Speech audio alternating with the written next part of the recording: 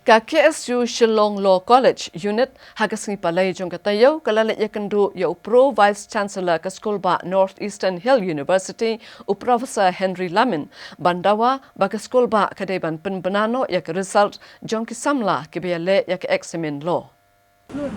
Ginong yalam ka Khasi Students Union hagani kasni kila Dawa no Pro Vice Chancellor ka School ba Northeastern Hill University ba udai ban pelat no mardor result jong kisamla pule law jong ka second but fourth semester kibla pendap ek examen na do ubenai kala lengkot kasnam arhajar arpuwei namar ba kalabu agajing e kisamla ban penkre na ka benta gijing pule ba syakmat habai keren beginong patai kubor u General Secretary ka KSU Shillong Law College Unit u Alarik Kharjana uletho bagidon kumba syahajarngot kisamla pule law ha Shillong Law College bat lai hajar tam ki samla ha kajala bro ko ki ba pule law hatura bat ki ki jaka pule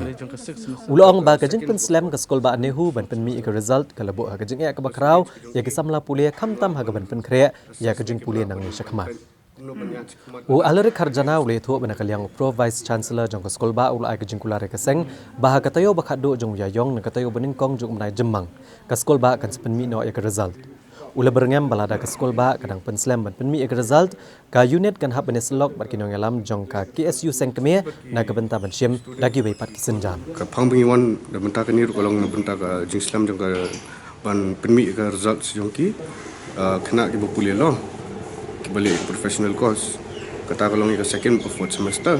dia habai dia kata provisi ula ombon kya ni ka gamba Mentah last week jong ni benai, lagi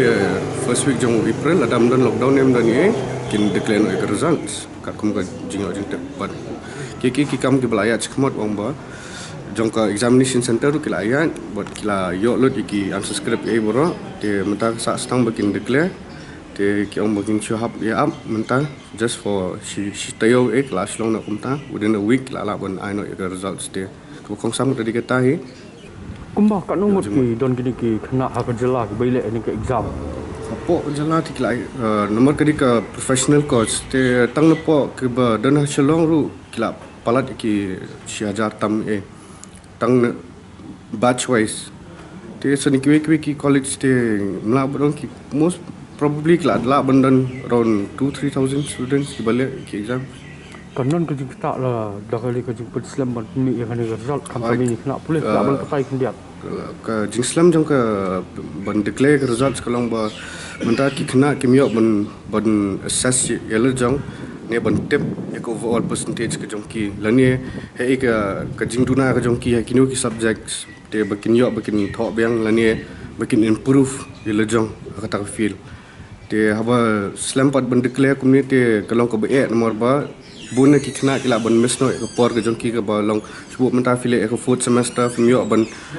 ya ke exam so ke phone te fila toy ya ke 6 part the film tip ya ke results te kuno fin improve fil jong film la ke improve te and that fila ban mesno sistem ya ke por ke jongpi